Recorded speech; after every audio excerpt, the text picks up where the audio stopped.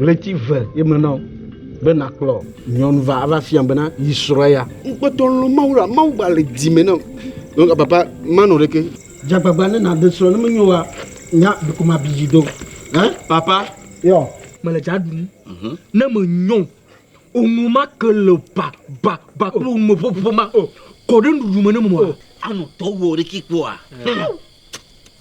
ajuda la de sro ajuda ya sona bible no sadi be je du fada ajuda na si sa viu god do traduction ça qu'on appelle as bridge la toi maune irami yo amen nyaji atu amen aji no amen aji venavio oh no na kumbobina netala Funa mama kola makwa bebe vila. la holle vila ahi de kame ahi gafe me ahi same hein Iba wachero. allo nous soyez tiens les gars oh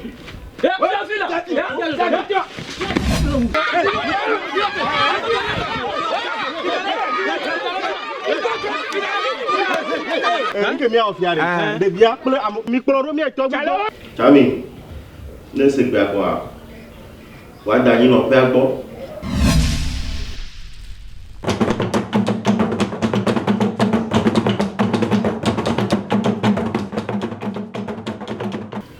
Chami, ne se gbe akwa. Wa da yin no pe agbo. Wa de to gbigbo. Mi pa me grand je o da be kojo didia.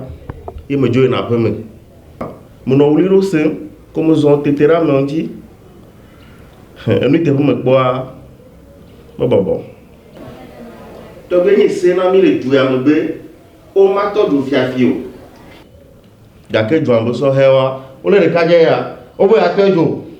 Be fivi. De via me je signure da vo ju be vie. De ka ya to cha me je signure. E yo la ya ta le du ya ma. Me no te pe. Kombe mai ne no. Ma kple wa to gbigbo.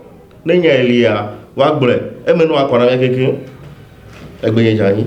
Yo, togi asagwelo. Togi segya. Ino fami sagwelo. Mais quand da vujo Tagbi mere kunye. nani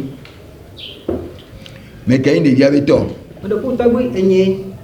yo nani fica de viare Mi gbona de via le wo do tukara neta vovo le vire. Jeji ko mi ko ide ope. Ele dokita wa si mera. da vujo quelle si o la glona mi Mere ku anyi no panesi. Lo wa de tagbi gbo be. Nene mai. Nchu ya ne na ile shi ya. Sronye? Adem. E ko mele ntu ya gbokwa. Afuwa mi. Edre amopopo. Oh, kaka gbere kakwa. Ntu nkumo lo bobo ya asi jo lo gbonye. Mo gbola mo, ajo lo gbonye. Ofu lo gbonye lo, asi lo gbonye. Mo fu ya pe. Aha masa. Leke ma o kaka ma di deja. Ebi ma di aha. Masa, akpo deja ji. Ofu pepe. Oh. Wo tro ya ko aha nyevo. Ye me da amoda ha gbo. Ple deja. Mai ma be ja ha ma va. Kaka ma va ko. Ontu nkumo logbo ya. Ava kplo vinya joina. Jamani ame o ko me da na ha gbagbo. Bon na ha, bon na mo. Na cho vinya jo. Na cho vinya jo na manya nyama. Yo, buraku benye jani. Togi me ko sagwa. Ino fami sagwa. togi segya da vujo be sron quelle si o la glona mi Yo, akpena tagwi. Chamiga sino wa de. Kwa mo enye ni da vujo mo so. Be dia go komon. Abane ke chamiga blele. Wa tadi vento no pop le ko ba kiba. E ko mo sa yo de dole le mo nyota mo zo mo igbeji e mo gbochoa mo ba gere apem kasi ma poa mo ko be evinyele ahasa oh evivi ala saha le dokutu le dzi me le sukulu tsa yi mo yi me bia ta be enu aɖe ma o abe yi nɔ ya ha dzaƒe enya fi ko dze dza ha la abe ekplɔ mía yi enua gbɔ ke mi dzo yina me kpɔ bena ame ɖewo le aha no le ahanoƒea wa wokpa sando be me fivi mate fivia mi kpɔm ɖa mate fivia nye to vinye be ne tsavi gã eva do go ɖe avua nu na mi wa eteƒe ma bɔbɔ na mo tɔgbe evi nya me le suku tsa yi me eƒe amewo ye le si ye me le me ta kpɔa gbegbe ɖevi vi ma la nɔ hasama tɔgbe me ɖe kuku ke me va fifia me dzi be ma kplɔ vinye va de suku le gbɔnye zaza ɖe sia ɖe ke enua wɔ ɖe ta me le fa be ma xe ne gbegbe ke begble ta tso ɖevi me ka ma xe ɖevia me kpɔ dzi me ga ma tu ne gbegbe ke wa gbegblɔ na kɔa tɔgbe me le gbɔsɔsɔ la wɔ egbenye dza ni tɔgbe me le kpɔ sɛgbɛ anyi ma fa mi sɛgbɛ donc bi sɛgbɛ ya mais kɛ kpɔ nua teƒe la gblɔ nya na mi fifi o Enya si. Yiji. Foye le ye. Chami. C'est nous à de toi gobere. Mi no te pa. Ya we mi no da bodu ba pe no. Ye ko mi le ahanu ke mi va zere ka to gbe mi hore ka pam. Ya mo le mu. Mi ko. Kaba. Alo memo. Ye ba. Ko mi ga li zare mi ko volia pam. Ye ba. Memo. Ye ba. Quoi? Ye mi le di.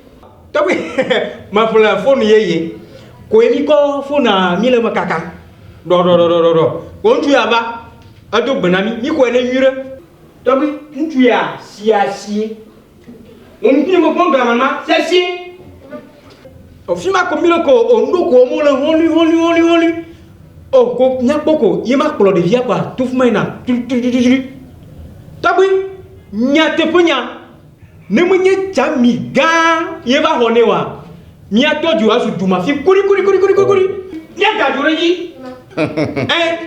va tsami gã tsa pata ko ekplɔe dzo ɔkplɔe kɔ va da ɖe sia ƒe me ya wo mu ma ɖe fa dɔmeve ŋutɔ tɔgbe yɔ gbe dza yi. Yo tɔgbe esegbe alo. tɔgbe segbe ya. Anyi na ƒe mi segbe ya. Tsami. Nane anyinɔƒea va se be wana mi mɔ vi ɖe ne mia li tata ŋuti lo.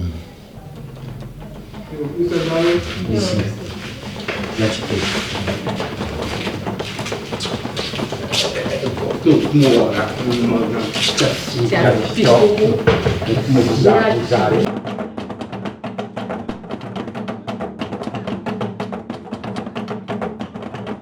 n'est pas vieux baba. Il est togi là continue milo. Togi baba. Togi segbe. Chami. Sene va de anyinɔƒea gbɔ be tutuban ɖevia musi anɔ sasora bio epe ame wo kpele si ŋutia sukulu ye be la yi o la do sukulu etoa ebe la kpɔ kɔndzi be nyawo gbɔ ye ŋutɔ gblɔ be aya ke nyɔnu aɖu va yia ye la tu ebe fɛ nɛ ye la kpɔ funatsa gbɔ nyɔnua va gbã ba si gbã egbã kekeŋ ye la kpɔ gbɔ keŋgbɔɛ fiasa me be seko edakuia miasɔsɔ kpe ne eseko koea ele aseawo ti dɔ kekekeŋ ne miava kpɔ enyakpɔtɔe gbɔ ne ɖevia la nɔ gbɔ kuma nɔ gbɔ mi la va kpɔ etsã gbɔ lo egbe etsã yi. Ni na ba mi se ba lo. Abatɔ megbe da wɔ ɖi. Sabe lo kune. Va.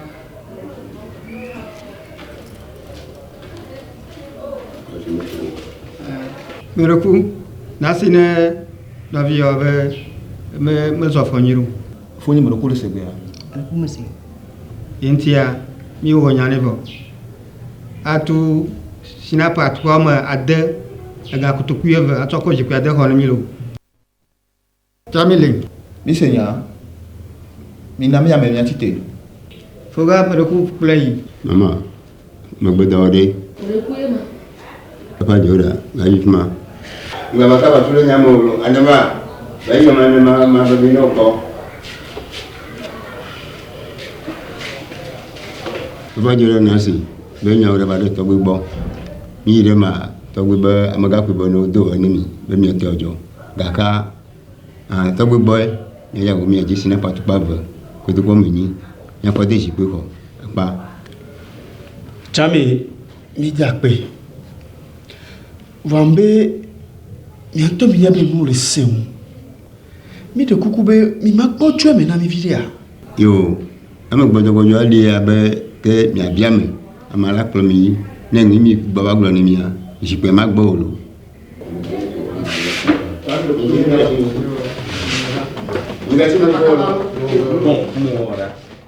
La TV. Fofo. Oh là, la TV non aussi sous ni nene là. Voilà. Rokonu. Fahawa. Ngolene. E to le dagamera de. Ble ko sok bevo. Nous le beso soevo. Nous sommes sok be, nous la lodivo. Banglobo. Donc ko dine bedi, ete atomia, be telemia sipoya monto, be mi de tetsubo. Asia. Aha banglobo sia. Tone bedi. Blonti de chaba nyanyi soa, be mi gbenti ok pata korini. E chaba na rega sugbova. Hello. Asia. Banglo chabo. Ben tio sugbo, bedi. Nti beaucoup. Beaucoup. Aha, mema, beaucoup allo. Et tenez, on le comment beaucoup. Bon. Banglo vol.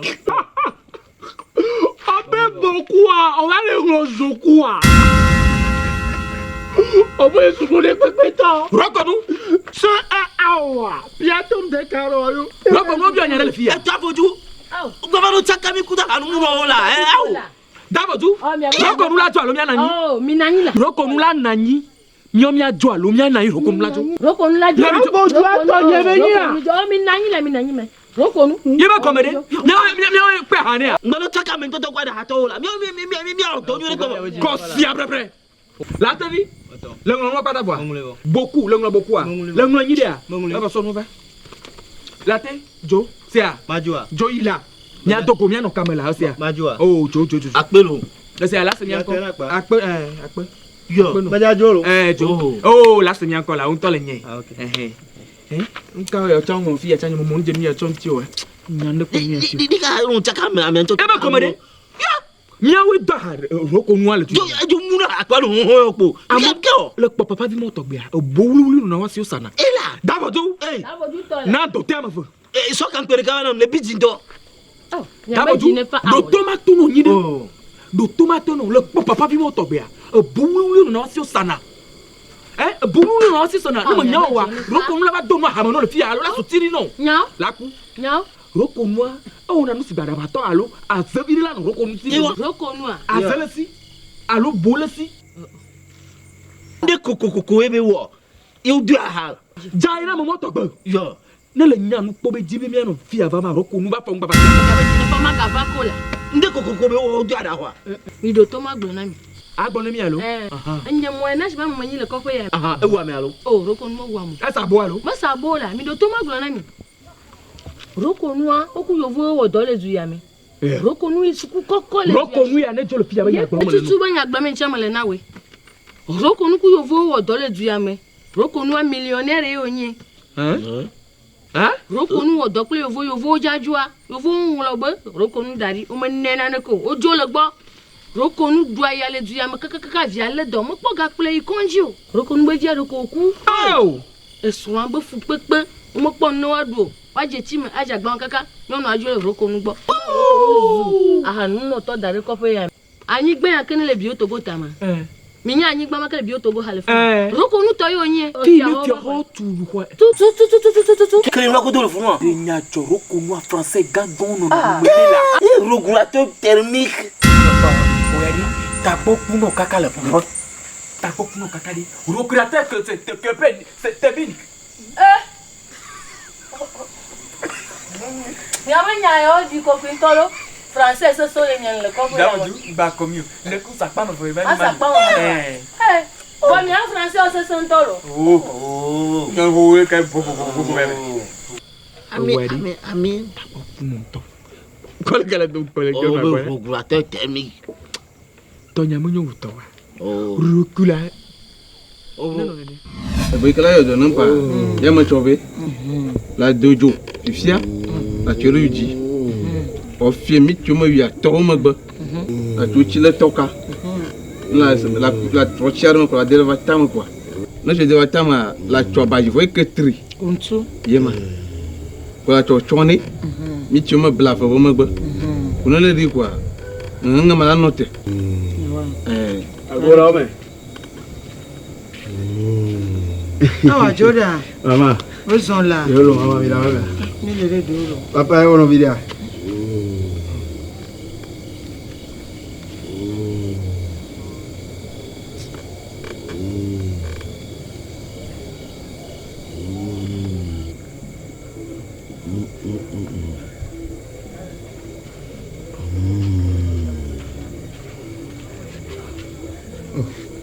Après, il y a vu à Jordan. La femme est en Edouard. Il m'a guéri Dieu. Jordan. Papa. Beto ya le père. Papa.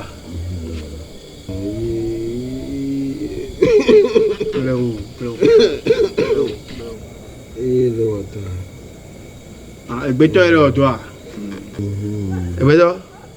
Elle que vous l'avez au doigt, même bien la mégoire, va le ma. Oh, on a tellement de bien. Mais il y a eu fier pour voilà. Il y a carrément. Il y a quand même, même bien la mégoire, le déco, la carrément. Oh, ma gavo, il y a eu. Mais non, ma doigt, bon, mi a dit à mes boulot. Mais comme il y a quoi, il conduit là.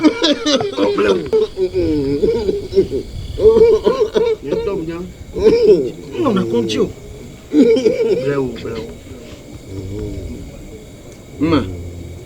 Ada kuma le mo biaga. Ajura. Papa. Ibe ga. Kotoku. Ebe ga le miantia. Kotoku. Aha. Maso ene alo. Beto. Ela me jebenia. Aba gbon la feme. Okay. Ala mo biaga. Yo kumire la shinre. Ma gbona ma chikere de man ko. Ni mi a chwe la mani quoi. Oh, la Germanie. C'est ça. Comment bien moi? Yo.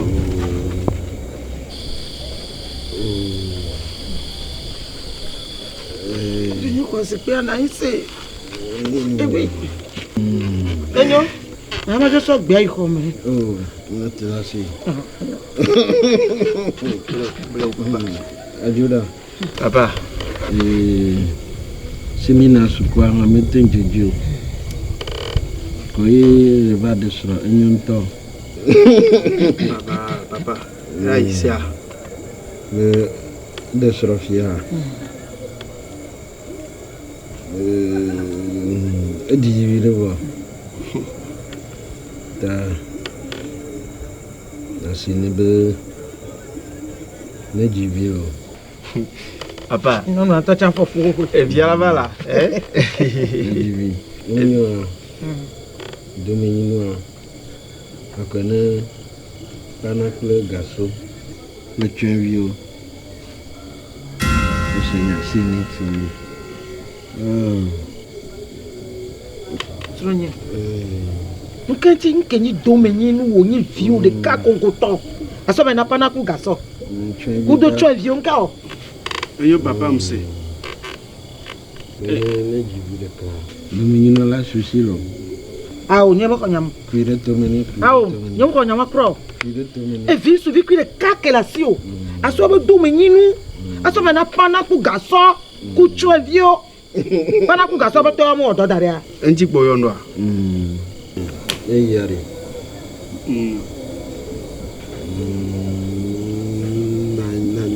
Na yo atavio. Chamiga. Chamigana. Ne va pas. Monsieur papa.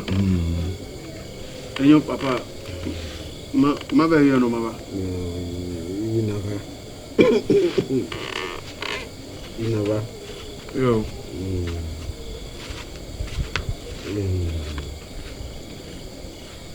Estranho. Não adianta isso. O do menino, mas ele é para na cocação.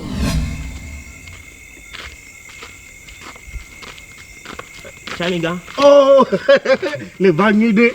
Oh, café agbo koyi mi yin to mele. Ebe ma ba, ebe ko. Oh, me café down. Hein? A me ke doro. Chami koku. Chami koku. Ezaya ma. Ebe ko. Ebe mi afofo josu. Oh, la maga gbe rigida. Oh. Mega value. Mega value. Oh. Oh, wo. Me gble la nu a to jinye mbede. Egbe chicken no mega no gbe chicken. Oh, bo. Oh. Amega ho mo no afugbore afugbere no. No yire ma dawura botare ma tetu. Esa. Okay, Chami. Oh, no te. Mijo. Oh, de blala.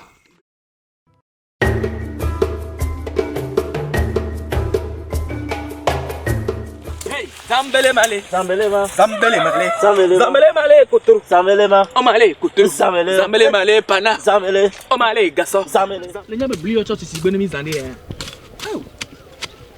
Anu nyolo o mani na kwa mula. Agbamanu nyo nya o. Hey. Anu nyolo de kama sana kwa mula. Agbamanu nyo de kama ina kwa mo. Bakagbayo la joie. Asan pleshi ko la chanye. Bakagbayo la joie. Si kanu plafo po la chanye la jeune vie.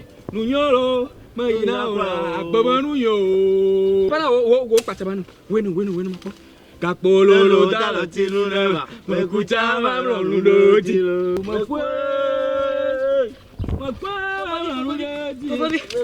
Makame. Ami con la lettera. Tina, duga menemia. Eva, brare brava cavallo. Oh, Eva voi. Ajuju chavo. Okay, tu ne bimi ba wa. Tu ne bimi bono asia. No yimiaba. Gaso. Le ntikora ya dagano wa dagare no jilo. Ya otona lo. Ya otona.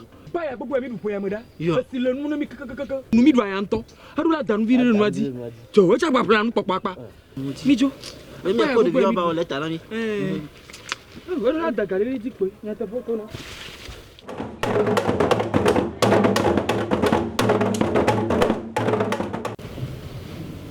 Algo. Amele. Papa. Amele. Mo jo ma yoro. Akpe kakara. Akpe. Amele na nyi. Papa. Amele. Enyare na sinye bi mo ba gbon lo ndeke. Inya jifa. Papa. Mbenari. Nene nkpo le kaje video. Ebe njoji na mto. Ebe lo nyanyi gwa yin tamu na be nyambo sugo. Ebe ma gbeno ni ma plewashi. Amele. Papa. Olesi. No ba ihe me ochon lo do gwa mere. Ko kimi na bana nya. Wari ka yele mi ko pe ya me. Papa.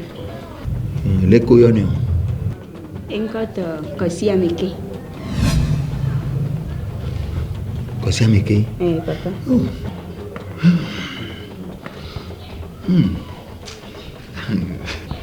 Ese una mbiri. Amele. Papa. Ole kwari. Evioni aponjo anjina mto. Papa yetani. Boa. Ni mate fi on gbara o. O mate de kosi ameke o.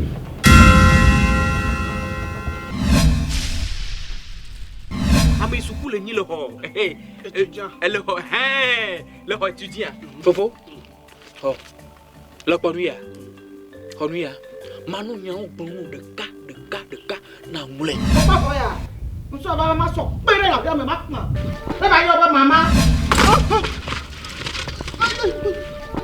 Aya kame to.